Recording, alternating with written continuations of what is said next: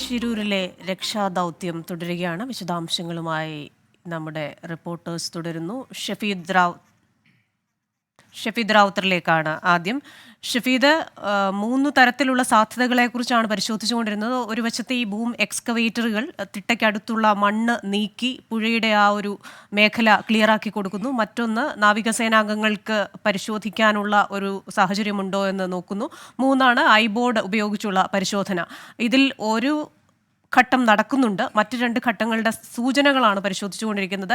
എത്രയും വേഗം ഐബോർഡ് പരിശോധന തുടങ്ങുമെന്ന് തന്നെയല്ലേ നമുക്ക് ലഭിക്കുന്ന വിവരം? എപ്പോഴേക്ക് അത് ആരംഭിക്കും? കൃഷ്ണൻ, ഇപ്പോൾ അതിനെല്ലാം അപ്പുറത്തേക്ക് കോസ്റ്റൽ ഗാർഡിന്റെ ഹെലികോപ്റ്റർ അത് ഈ ശിരൂരിലെ അപകട മേഖലയിലേക്ക് എത്തിയിട്ടുണ്ട്. നമുക്ക് ആ ലൈവായി ദൃശ്യങ്ങൾ കാണാം. ഒരു ഏരിയൽ സർവേ, ഒരു ആകാശ പരിശോധന അടക്കമുള്ള കാര്യങ്ങൾ യാഥാർത്ഥ്യമാക്കുകയാണ് കോസ്റ്റൽ ഗാർഡ്. കോസ്റ്റൽ ഗാർഡിനെ സംബന്ധിച്ച്, നേരത്തെ നേവിയെ സംബന്ധിച്ച് അവർ ഇങ്ങനെ ഒരു ഹെലികോപ്റ്റർ പരിശോധന വേണമെന്ന് അവർ പറഞ്ഞിരുന്നു. മാത്രമല്ല നമ്മുടെ ഈ റിട്ടയർഡ് മേജർ അടക്കമുള്ള ആളുകളും ഇതുമായി ബന്ധപ്പെട്ട് അങ്ങനെ ഒരു പരിശോധനാ സാധ്യതയെക്കുറിച്ച് പറഞ്ഞിരുന്നു. ഇപ്പോൾ നമുക്ക് ദൃശ്യങ്ങളിൽ വ്യക്തമായി കാണാൻ സാധിക്കും. ആ ഹെലികോപ്റ്റർ ഇപ്പോൾ ഈ മേഖലയിൽ ഇത് 3-ാം തവണയാണ് ഇതേ സ്ഥലത്ത് തന്നെ, അതായത് ഈ 3 മലകൾക്കിടയിൽ ഇങ്ങനെ പരിശോധന നടത്തുന്നത്. ഇത് അവരുടെ ഒരു പ്രാഥമിക പരിശോധന എന്ന രീതിയിൽ നമുക്ക് കാണാൻ കഴിയും. ഒരു ഏരിയൽ സർവേ, അതാണ് അവർ യാഥാർത്ഥ്യമാക്കുന്നത്. അല്പസമയത്തിനുള്ളിൽ മറ്റു പരിശോധനകൾ കൂടി ഇതുമായി ബന്ധപ്പെട്ട് തുടങ്ങും. ഇപ്പോൾ ശിരൂരിൽ വളരെ നിർണായകമായി മാറുക ഹെലികോപ്റ്ററിന്റെ പരിശോധനയാണ്. ആ ഹെലികോപ്റ്റർ പരിശോധനയെ ഇപ്പോൾ ഇവിടെ പുരോഗമിക്കുന്നു. ആ ഹെലികോപ്റ്റർ ഇപ്പോൾ 3 തവണ റൗണ്ട് ചെയ്തിരിക്കുന്നു. അടുത്ത തവണ അതുമായി ബന്ധപ്പെട്ട് വീണ്ടും റൗണ്ട് ചെയ്യുന്നുള്ള കാര്യവും ഏതാണ്ട് ഉറപ്പായി. അങ്ങനെ ഒരു ഏരിയൽ സർവേ, അതാണ് ഇതുമായി ബന്ധപ്പെട്ട് നടത്തുന്നത് എന്നുള്ളതും നമുക്ക് വ്യക്തമായി കാണാൻ കഴിയും. ഏതായാലും ആ രീതിയിലുള്ള ഒരു പരിശോധന നടപടി എത്രത്തോളം പ്രധാനപ്പെട്ടതാണ്. കാരണം ഈ ഡ്രോൺ സംവിധാനം ഉപയോഗിച്ച്, അതിന്റെ സ്കാനർ ഉപയോഗിച്ച് മണ്ണിനടിയിൽ എവിടെയാണ് ലോറി പൂഴ്ന്നു കിടക്കുന്നത് എന്ന് ലൊക്കേറ്റ് ചെയ്യുകയാണല്ലോ ഇനി ഈ ദൗത്യത്തിൽ ഏറ്റവും പ്രധാനപ്പെട്ട ഒരു ഭാഗം. അതിന് സഹായകരമായ ഒന്നാണോ കോസ്റ്റ് ഗാർഡ് ഇപ്പോൾ നടത്തുന്ന ഈ ആകാശ സഞ്ചാരം? കോസ്റ്റ് ഗാർഡിന്റെ ഹെലികോപ്റ്റർ നടത്തുന്ന ഈ സഞ്ചാരത്തിലൂടെ എന്താണ് കണ്ടെത്താൻ ശ്രമിക്കുന്നത്?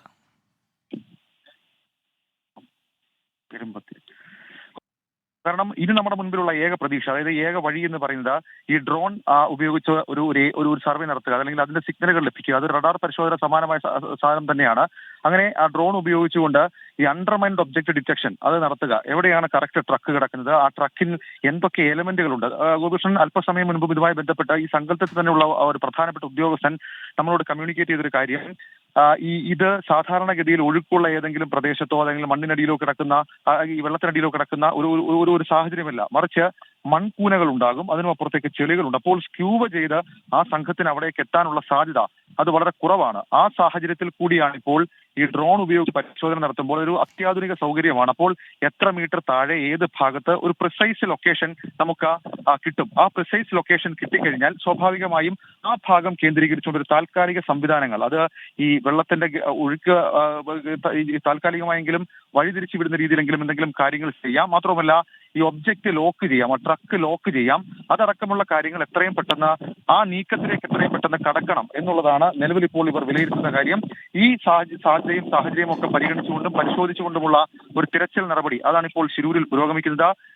നമ്മളുടെ കയ്യിലുണ്ടായിരുന്ന പ്രധാനപ്പെട്ട ഒരു വിവരം എന്ന് പറയുന്നത് retired major general M Indrapalan sir പറഞ്ഞതാണ്. അദ്ദേഹം പറഞ്ഞത് ആദ്യത്തെ അല്ലെങ്കിൽ ഒരു പ്രഥമ പരിഗണന എന്നത് ഈ ലോറിയുടെ ക്യാബിൻ എവിടെയാണ് എന്ന് നിശ്ചയിക്കുക, അത് നിർണ്ണയിക്കുക എന്നുള്ളതാണ്. അതിന് അദ്ദേഹം പറഞ്ഞത് ഏറ്റവും സഹായകരമാകാൻ പോകുന്നത് ഡ്രോൺ ഉപയോഗിച്ച് ഈ IBOD സംവിധാനം ഉപയോഗിച്ചിട്ടുള്ള പരിശോധനകളാണ്. ഈ ഡ്രോൺ ഉപയോഗിച്ചിട്ടുള്ള പരിശോധനയ്ക്ക് തൊട്ട് മുൻപുള്ള ഒരു നടപടിക്രമം എന്ന നിലയിലാണോ കോസ്റ്റ് ഗാർഡ് ഇപ്പോൾ നടത്തുന്ന ഈ ഏരിയൽ സർവേ? ഏരിയൽ സർവേ യാഥാർത്ഥ്യമാവുകയാണെങ്കിൽ അത് സ്വാഭാവികമായും അത് ഈ ഡ്രോൺ പരിശോധനയ്ക്ക്, ഐബോർഡ് ഡ്രോൺ പരിശോധനയ്ക്ക് അവർക്ക് കുറച്ചുകൂടെ ക്ലാരിറ്റിയിൽ ഈ കാര്യം, ഈ ജോഗ്രഫി പഠിക്കാൻ കഴിയും. ഈ ജോഗ്രഫിയെ കുറിച്ച് കൂടുതൽ വിവരങ്ങൾ അവർക്ക് കിട്ടും. ആ ഒരു സാഹചര്യത്തിൽ കൂടിയാണ് കോസ്റ്റൽ ഗാർഡ് ഇപ്പോൾ ഈ പരിശോധന നടത്തിയത്. ഗോവയിൽ നിന്നെത്തിയ കോസ്റ്റൽ ഗാർഡിന്റെ ഹെലികോപ്റ്ററാണ്. നിലവിൽ ഇപ്പോൾ ഇവർ ഈ സ്ലൈഡിംഗ് സാധ്യതകളടക്കമുള്ള കാര്യങ്ങൾ പരിശോധിക്കുന്നതിനോടൊപ്പം തന്നെ എന്താണ് ഈ പുഴയുടെ അവസ്ഥ എന്നുള്ള കാര്യത്തിൽ നേവിക്ക് അവർക്കും ഒരു റിസൾട്ട് കൊടുക്കാൻ കഴിയും. അതായത് ഏത് രീതിയിൽ പുഴ ഒഴുകുന്നു. ഇപ്പോൾ നമ്മൾ ആ ദൃശ്യങ്ങളിൽ കണ്ടതാണ്. അതായത് 3 മലയിടുക്കുകൾക്കും ഇടയിലാണ് ഈ ഹെലികോപ്റ്റർ പലതവണ പരിശോധന നടത്തുന്നത്. 3ഓളം തവണ റൗണ്ട് ചെയ്ത് പോവുകയായിരുന്നു. അപ്പോൾ എന്താണ് ആക്ച്വലി ഈ പുഴയുടെ അവസ്ഥ, ഈ ഗ്രാവിറ്റി എത്രത്തോളം ഉണ്ട്, അണ്ടർ കറൻസ് ഏത് വിധത്തിൽ പോകുന്നു, അതെങ്ങനെ നമുക്ക് അത് മുകളിലെ ഒഴുക്കടക്കമുള്ള കാര്യങ്ങൾ ഏത് വിധത്തിൽ നമുക്ക് കണ്ടുപിടിക്കാൻ കഴിയും, അത് ഫൈൻഡ് ഔട്ട് ചെയ്ത് ആ വിവരം കൂടി ഡ്രോൺ പരിശോധനാ സംഘത്തിന്, അല്ലെങ്കിൽ പ്രേക്ഷകർ ഇപ്പോൾ കണ്ടുകൊണ്ടിരിക്കുന്നത്, ഷഫീദ് ഞാൻ വരുന്നു, പ്രേക്ഷകർ ഇപ്പോൾ കണ്ടുകൊണ്ടിരിക്കുന്നത് കോസ്റ്റ് ഗാർഡ് നടത്തുന്ന ഒരു ഏരിയൽ സർവേ ആണ്, അവരുടെ ഹെലികോപ്റ്ററാണ് ഇപ്പോൾ ഗംഗാവലി പുഴയ്ക്ക് മുകളിലൂടെ പറക്കുന്നത്, വട്ടമിട്ട് പറക്കുന്നത്. ഈ കോസ്റ്റ് ഗാർഡിന്റെ ഈ ഹെലികോപ്റ്റർ നടത്തുന്ന ഏരിയൽ സർവേയുടെ ഒരു പ്രധാനപ്പെട്ട ഉദ്ദേശം, ലക്ഷ്യമെന്ന് പറയുന്നത് എന്താണ് നിലവിൽ ഇപ്പോൾ ഗംഗാവലി പുഴയിലെ സാഹചര്യം എന്ന് വിലയിരുത്തുകയാണ്. അവിടെ അടിയൊഴുക്ക് എത്രത്തോളം ശക്തമാണ്, ഏറ്റവും പ്രധാനപ്പെട്ടതെന്ന് നമ്മൾ കണ്ടെത്തിയിട്ടുള്ള ലോറി ആണ്ടുകിടക്കുന്ന മൺകൂനയുടെ മേഖല, അവിടേക്ക് നാവികസേനയുടെ മുങ്ങൽ വിദഗ്ധർക്ക് എത്താൻ പാകത്തിലുള്ള ഒരു സാഹചര്യം ഇപ്പോൾ ഗംഗാവലി പുഴയിൽ ഉണ്ടോ? മാത്രമല്ല, ഏറ്റവും നിർണായകമെന്ന് നമ്മൾ കരുതിയിരിക്കുന്നത് ഡ്രോൺ ഉപയോഗിച്ച് നടത്തുന്ന IBOD സാങ്കേതിക വിദ്യ ഉപയോഗിച്ച് നടത്തുന്ന പരിശോധനയാണ്. ഈ സാങ്കേതിക വിദ്യ ഉപയോഗിച്ച് നടത്തുന്ന പരിശോധനയുടെ ഏറ്റവും പ്രധാനപ്പെട്ട സവിശേഷത എന്ന് പറയുന്നത് IBOD സാങ്കേതിക വിദ്യ ഉപയോഗിച്ച് നടത്തുന്ന പരിശോധനയിലൂടെ ഈ ഡ്രോണിന് ഒരു സ്കാനറുണ്ട്. ഈ സ്കാനറിന്റെ സഹായത്തോടു കൂടി എത്ര ആഴത്തിലാണ് ലോറിയുടെ ക്യാബിൻ അവശിഷ്ടങ്ങൾ കിടക്കുന്നത്, അതെവിടെയാണ് കിടക്കുന്നത് എന്ന് കൃത്യമായി ലൊക്കേറ്റ് ചെയ്യാൻ കഴിയുമെന്നതാണ് M ഇന്ദ്രബാലൻ സാറിന്റെ നേതൃത്വത്തിലുള്ള സംഘത്തിന്റെ പ്രധാനപ്പെട്ട ദൗത്യവും. ഈ മേഖല കേന്ദ്രീകരിച്ച് നടത്തുന്ന പരിശോധനയിലൂടെ എവിടെയാണ് എക്സാക്റ്റ് ആയിട്ട് കൃത്യതയോടുകൂടി എവിടെയാണ് ഈ ലോറിയുടെ ഭാഗങ്ങൾ ആണ്ടുകിടക്കുന്നതെന്ന് കണ്ടെത്തുകയാണ്. അങ്ങനെ കണ്ടെത്തി കഴിഞ്ഞതിന് ശേഷമായിരിക്കും പിന്നീട് റെസ്ക്യൂ ഓപ്പറേഷൻ അഥവാ രക്ഷാദൗത്യം, അതല്ലെങ്കിൽ പ്രധാനപ്പെട്ട ദൗത്യം നടക്കുക. അത് നടത്തേണ്ടത് നാവികസേനയുടെ ഡൈവേഴ്സാണ്, മുങ്ങൽ വിദഗ്ധരാണ്. നിലവിലെ സാഹചര്യത്തിൽ ഈ മുങ്ങൽ വിദഗ്ധരുടെ സംഘം നേരിടുന്ന പ്രധാനപ്പെട്ട പ്രതിസന്ധി എന്ന് പറയുന്നത് അവിടുത്തെ പ്രതികൂലമായ കാലാവസ്ഥയാണ്. അല്പം മുൻപ് വരെ ശക്തമായ മഴ അവിടെ ഉണ്ടായിരുന്നു. മാത്രമല്ല, നാവികസേനയുടെ ഡിങ്കി ബോട്ടുകൾക്ക് പോലും ഈ പ്രദേശത്തേക്ക് അടുക്കുന്നത് ദുഷ്കരമായി മാറ്റുന്ന തരത്തിലുള്ള ശക്തമായ അടിയൊഴുക്ക് ഗംഗാവലി പുഴയിൽ വലിയ പ്രതിസന്ധിയായി മാറിയിട്ടുണ്ട്. അതിൽ നാവികസേനയും ആർമിയും ഒക്കെ കണ്ടെത്തിയ ഒരു പോംവഴി എന്ന് പറയുന്നത് താൽക്കാലികമായ ഒരു തടയണ കെട്ടി ഈ ഒഴുക്ക് കുറയ്ക്കാൻ കഴിയുമോ എന്ന ആലോചനയായിരുന്നു. ഏതായാലും അതിലേക്ക് കാര്യങ്ങൾ എത്തിയിട്ടില്ല. നമ്മുടെ മുന്നിൽ പ്രധാനപ്പെട്ട ഒരു പ്രതീക്ഷയായി നിലനിൽക്കുന്നത് ഡ്രോൺ സംവിധാനം ഉപയോഗിച്ച്, അതിലെ സ്കാനർ ഉപയോഗിച്ച് നടത്തുന്ന പരിശോധനയായിരിക്കും. ആ സ്കാനറിന്റെ സഹായത്തോടുകൂടി എത്ര ആഴത്തിൽ ഈ അർജുൻ ഓടിച്ചിരുന്ന ലോറിയുടെ അവശിഷ്ടങ്ങൾ കിടക്കുന്നുണ്ട് എന്ന് കണ്ടെത്താനാകും എന്ന പ്രതീക്ഷയാണ് നിലവിൽ ഈ ദൗത്യ സംഘത്തെ നയിക്കുന്നത്. അതിന് മുന്നോടിയായിട്ടാണ് ഇപ്പോൾ കോസ്റ്റ് ഗാർഡിന്റെ ഹെലികോപ്റ്ററിലുള്ള ഈ ആകാശ സർവേ നടന്നുകൊണ്ടിരിക്കുന്നത്. ഗംഗാവലി പുഴയുടെ മുകളിലൂടെ ഹെലികോപ്റ്റർ പറത്തിക്കൊണ്ട് കോസ്റ്റ് ഗാർഡ് വിലയിരുത്താൻ ശ്രമിക്കുന്നത് ഗംഗാവലി പുഴയിൽ ഏത് തരത്തിലുള്ള എത്രത്തോളം ഒഴുക്കവിടെയുണ്ട്, അവിടെ ഇപ്പോഴും പ്രതികൂലമായ സാഹചര്യമാണോ ഉള്ളത്, ഏതൊക്കെ മേഖലകളിലാണ് നാവികസേനയുടെ മുങ്ങൽ വിദഗ്ധർക്ക് ഇറങ്ങാൻ കഴിയുക, അവർക്ക് ഏതെങ്കിലും തരത്തിലൊരു ഡിങ്കി ബോട്ടുമായി ഈ പ്രദേശത്തേക്ക് എത്താൻ കഴിയുമോ എന്ന് തുടങ്ങി ഡ്രോൺ ഉപയോഗിച്ച് നടത്തുന്ന സ്കാനർ പരിശോധനയ്ക്ക് തൊട്ടു മുൻപായി ഒരു വിലയിരുത്തലാണ് ഇപ്പോൾ കോസ്റ്റ് ഗാർഡിന്റെ ഈ ഹെലികോപ്റ്ററിലൂടെ കോസ്റ്റ് ഗാർഡ് സംഘം നടത്തിക്കൊണ്ടിരിക്കുന്നത്. നമ്മളോടൊപ്പം ചേരുന്നു ഷഫീദ് റാവുത്തർ. സംഭവ സ്ഥലത്ത് നിന്ന് ദൗത്യ സംഘത്തിന്റെ അടുത്ത നിർണായകമായ നീക്കം എന്താണെന്നുള്ളതാണ് ഷഫീദ് നമുക്കിനി അറിയാനുള്ളത്.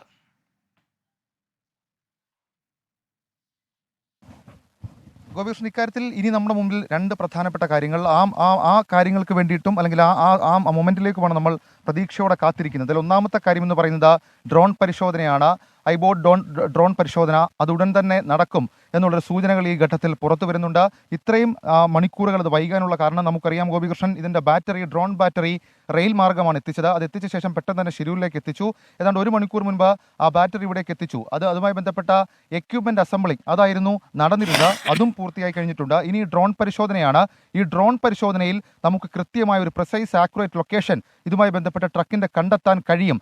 അതാണ് നിർണായകമായി മാറുക. അതിനുശേഷം മാത്രമായിരിക്കും ഇനി ഒരു പ്രാഥമിക പരിശോധനയ്ക്കെങ്കിലും സ്ക്യൂബ സംഘം ഈ പുഴയിലേക്ക് ഇറങ്ങുക എന്നുള്ളതാണ് നമുക്ക് മനസ്സിലാക്കാൻ കഴിയുന്നത്. വെല്ലുവിളികൾ ഏറെയുണ്ട് ഗോപികൃഷ്ണൻ. ഏറ്റവും പ്രധാനപ്പെട്ട വെല്ലുവിളി അത് ഈ അടിയൊഴുക്കും അതേപോലെ തന്നെ പുഴയിലെ സാധാരണ രീതിയിലുള്ള ഒഴുക്കുമാണ്. അത് ശക്തമായ ഒഴുക്കിൽ പോകുന്നു എന്നുള്ളതാണ് നിലവിലെ വിലയിരുത്തൽ. നേരത്തെ ട്രയൽ പരിശോധനയ്ക്കിറങ്ങിയ നേവി സംഘം ജില്ലാ ഭരണകൂടത്തിനും റെസ്ക്യൂ സംഘത്തിനും കൈമാറിയ വിവരവും സമാനമായ രീതിയിലായിരുന്നു. അതായത് നിലവിൽ പുഴയിൽ ഇറങ്ങാൻ കഴിയുന്ന സാഹചര്യമല്ല, കാരണം ഒഴുക്കുണ്ട്. അതിനുമപ്പുറത്തേക്ക് ഗോപികൃഷ്ണൻ ഞാൻ മുൻപ് സൂചിപ്പിച്ചതുപോലെ തന്നെ അതിൽ ഏറ്റവും തടസ്സമായി മാറുക ആ മൺകൂനകളാണ്. അതിലേക്ക് ഡീപ്പ് ഡൈവിംഗ് നടത്താനുള്ള സാധ്യത അത് വളരെ കുറവാണ്. മാത്രമല്ല ട്രക്ക് ഏത് പ്രതലത്തിൽ ഏത് രീതിയിൽ എന്നുള്ള കാര്യം നമുക്കിനിയും വിശദമായി ഡിറ്റക്ട് ചെയ്യേണ്ടതായിട്ടുണ്ട്.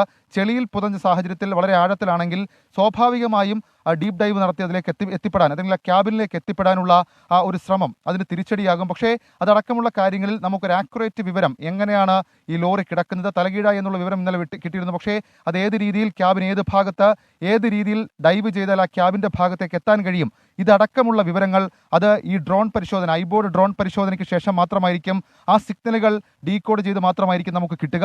അതാണ് അടുത്ത നിർണായകമായ നീക്കം. അതേസമയം നേവി സംഘം അതുകൊണ്ട് അവസാനിപ്പിക്കുന്നില്ല.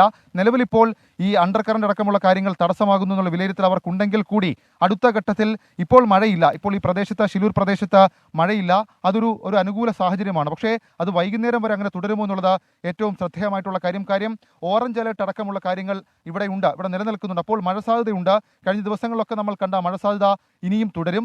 വൈകുന്നേരമാകുന്നതോടുകൂടി സ്വാഭാവികമായും ഈ രക്ഷാദൗത്യം അതല്ലെങ്കിൽ തിരച്ചിൽ, അതിന് തടസ്സങ്ങൾ, അതിന് വിഘാതങ്ങൾ അത് കൂടിക്കൊണ്ടേയിരിക്കും എന്നുള്ള വിവരം കൂടി നമുക്ക് ഇവിടെ നിന്ന് പങ്കുവെക്കാൻ കഴിയും. പക്ഷേ ഒരിക്കൽ കൂടി, അതായത് ഒരു 1:30 വീണ്ടും ഒരിക്കൽ കൂടി നേവി സംഘം അവരുടെ ഡിങ്കി ബോട്ടുകളിൽ ഈ എന്താണ് നദിയുടെ അവസ്ഥ, ഡീപ്പ് ഡൈവിങ്ങിന് പറ്റിയ ഒരു സാഹചര്യം ഇവിടെ നിൽപ്പുണ്ടോ, അനുകൂല സാഹചര്യമുണ്ടോ എന്നുള്ള കാര്യം കണ്ടെത്താൻ അതിനു വേണ്ടിയിട്ടുള്ള തിരച്ചിൽ അവർ ആരംഭിക്കും. അതല്ലെങ്കിൽ അത് ഒരിക്കൽ കൂടി ഒരു ട്രയൽ പരിശോധന നടത്തും. അതിനുശേഷം മാത്രമായിരിക്കും അന്തിമ ഒരു നീക്കത്തിലേക്ക് അവർ കടക്കുക. ഇപ്പോൾ നമുക്ക് ആ ദൃശ്യങ്ങളിൽ കാണാൻ സാധിക്കുന്നത് ഈ എക്സ്കവേറ്റർ അടക്കമുള്ള കാര്യങ്ങൾ ഈ ചെറിയ രീതിയിൽ മണ്ണ് മാറ്റുന്നുണ്ട്. പക്ഷേ അവരും അടുത്തൊരു നിർദ്ദേശത്തിന് വേണ്ടി കാത്തിരിക്കുകയാണ്.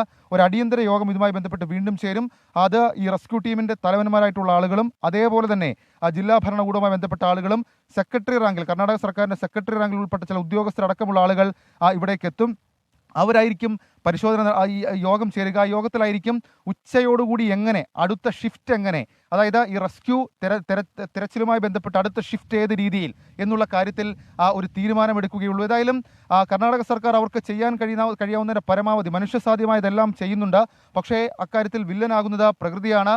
ഈ അടിക്കടി പെയ്യുന്ന മഴ, ഈ മുകളിൽ നിന്ന് വെള്ളം കുത്തിയൊഴുകി വരികയാണ്. അതിൻ്റെ വിസിബിലിറ്റി ഇഷ്യൂ അതും വലിയ പ്രശ്നമാണ്. കാരണം ചെളിവെള്ളമുണ്ട്, ആ ചെളിവെള്ളമാണ് ഈ വിസിബിലിറ്റി ഇഷ്യൂ ആയി കാണുന്നത്. കാരണം ഈ ഡീപ്പ് ഡൈവേഴ്സ് ഇറങ്ങിയാലും ഒരുപക്ഷെ അവർ ജീവൻ പണയം വെച്ച് ഇറങ്ങിക്കഴിഞ്ഞാലും ഏത് രീതിയിലേക്ക് അവരുടെ വിസിബിലിറ്റി സാധ്യമാകുമെന്നുള്ള കാര്യം, ഇതിന്റെ ഒരു പ്രോസസ് ഒക്കെ നമ്മൾ കണ്ടതാണ്. ഗോപികൃഷ്ണൻ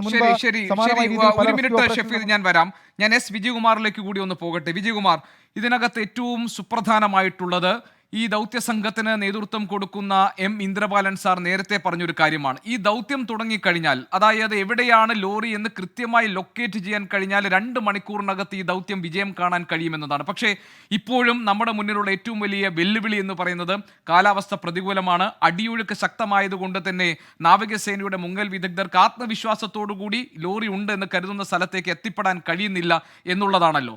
കരയിൽ നിന്ന് ഏതാണ്ട് 20 മീറ്റർ അകലെ ആ മൺകൂനയിൽ 15 മീറ്റർ താഴ്ചയിൽ ലോറി കിടക്കുന്നുണ്ട് എന്നത് ഇപ്പോഴും ഒരു അനുമാനമായി തന്നെയല്ലേ വിജയകുമാർ നിൽക്കുന്നത്? അങ്ങനെയാണെങ്കിൽ ഈ റഡാർ സംവിധാനം അതല്ലെങ്കിൽ IBOD സംവിധാനം ഉപയോഗിച്ച് നടത്തുന്ന പരിശോധനയിൽ സുപ്രധാനമായ ഒരു മുന്നേറ്റം നമുക്ക് ഈ തിരച്ചിൽ ദൗത്യത്തിൽ കിട്ടുമെന്ന് കരുതാൻ കഴിയുമോ? ഗോപി, ഒരു പ്രധാനപ്പെട്ട വിവരം, ഡ്രോൺ പരിശോധന ഉടൻ ആരംഭിക്കുമെന്നതാണ് ദൗത്യമേഖലയിൽ നിന്ന് കിട്ടുന്ന ഏറ്റവും പ്രധാനപ്പെട്ട വിവരം. മറ്റൊന്ന്, ഈ പുഴയിൽ ഇറങ്ങാനാകില്ല എന്ന് മുങ്ങൽ വിദഗ്ധർ നാവികസേനാ സംഘം അറിയിച്ച പശ്ചാത്തലത്തിൽ ഒരു ഉന്നതതല യോഗം ചേരുന്നുണ്ട്. നാവികസേന ജില്ലാ ഭരണകൂടത്തിന് കൊടുത്ത ഒരു വാക്കാലുള്ള റിപ്പോർട്ടിൽ അവർ പറയുന്നത് ഈ ഉരുക്ക് ഹുക്കുകൾ ഈ ലോറിയിൽ കൊളുത്തി മുകളിലേക്ക് ഇടുന്നതിന് പോലും പറ്റാത്ത തരത്തിൽ താഴെ തട്ടിൽ അടിയൊഴുക്ക് ശക്തമാണ്. അതായത് ഈ ഹുക്ക് ആ ലോറിയിൽ കൊളുത്തുക എന്നതുപോലും ഈ ഇപ്പോഴത്തെ ഒഴുക്കിൽ സാധ്യമല്ല എന്നാണ്. അതുകൊണ്ട് ആ നിലയിൽ എന്തെങ്കിലും ഒരു പരിശോധനയ്ക്ക് ഈ പുഴയുടെ അടിത്തട്ടിൽ ഒരു സൗകര്യവുമില്ല, അത്രത്തോളം കുത്തി ഒഴുകുകയാണ് താഴെ തട്ടിൽ എന്നുള്ളതാണ്. അതുകൊണ്ട് തൽക്കാലം അങ്ങനെ ഒരു പരിശോധനയ്ക്ക് ഒരു സാധ്യതയുമില്ല എന്ന് തന്നെ അറിയുന്നു. അപ്പോൾ എന്താണ് പ്ലാൻ ബി എന്നത് സംബന്ധിച്ചുള്ള ആലോചനയിലേക്ക് കടന്നിട്ടുണ്ട്. നേരത്തെ പറഞ്ഞതുപോലെ റെഗുലേറ്റ് ചെയ്യാൻ കഴിയുമോ ഒഴുക്കിനെ എന്നത് ഒരു കാര്യം. മറ്റൊന്ന്, മറ്റേതെങ്കിലും തരത്തിൽ തടയണയോ മറ്റോ കെട്ടാൻ പറ്റുമോ ഈ പർട്ടിക്കുലർ ഏരിയയിൽ, ഈ പ്രത്യേക ഏരിയയിൽ മാത്രമെന്നത് മറ്റൊരു ചോദ്യം. ഈ 2 സാധ്യതകൾ നിൽക്കുന്നുണ്ട്. പക്ഷേ രണ്ടും പ്രായോഗികമായി വലിയ ബുദ്ധിമുട്ടുള്ളതാണ്. അത് സമയമെടുക്കുകയും ടൈം കൺസ്യൂമിംഗ് ആണ്. അതും ഈ ജില്ലാ ഭരണകൂടത്തിന് കൊടുത്ത റിപ്പോർട്ടിൽ പറയുന്നുണ്ട്. ഡ്രോൺ പരിശോധന ഉടൻ ആരംഭിക്കുമെന്നതാണ് എനിക്ക് തോന്നുന്ന ഏറ്റവും പ്രധാനപ്പെട്ടവരും. അതിന്റെ റിസൾട്ടിന് വേണ്ടിയാണ് നമ്മൾ കാത്തിരിക്കുന്നത്. നമ്മൾ ഈ വാർത്തയുടെ വിശദാംശങ്ങളിലേക്ക് തന്നെയാണ് വരാൻ പോകുന്നത്. ഇനിയിപ്പോൾ നമുക്ക് അടുത്ത ബുള്ളറ്റിനിലേക്ക് നമ്മൾ കടക്കാൻ പോവുകയാണ്. വിജയകുമാറാണ് നമുക്ക് വിവരങ്ങൾ നൽകിയത്. ഏതായാലും ഡ്രോൺ പരിശോധന തുടങ്ങാൻ പോകുന്ന സുപ്രധാനമായ വിവരം നമുക്ക് ഇനിയിപ്പോൾ ഉന്മേഷ് ശിവരാമൻ നമ്മളോടൊപ്പം ചേരുകയാണ് ഏറ്റവും പുതിയ വാർത്തകളും ആയി. Good afternoon.